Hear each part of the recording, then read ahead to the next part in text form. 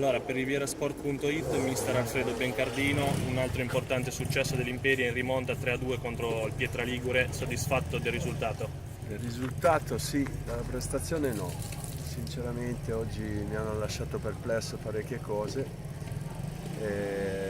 Non so se abbiamo partito forse l'amichevole di giovedì fatta con l'Argentina su questo stesso campo pesante, in erba alta, e secondo me abbiamo patito.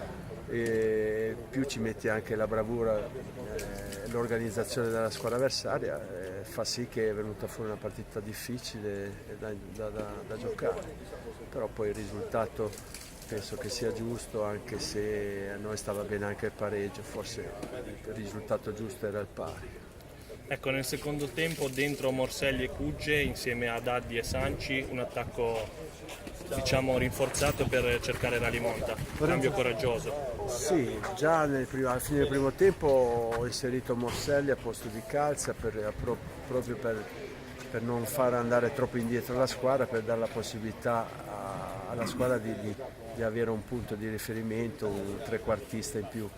Poi addirittura siamo andati sotto e ho dovuto mettere anche Cugge, mettendo largo Sanci, largo Morselli e due punte centrali, Daddi e Cugge. È andata bene, siamo riusciti a ribaltare il risultato, però anche sul 3-2 poi ho preferito rimanere così perché tenevamo lontani loro dalla nostra area.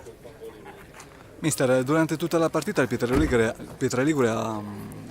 vi ha affrontato con un pressing sul giro palla e cercava sempre delle ripartenze molto veloci. Forse questo vi ha un po' messo in difficoltà?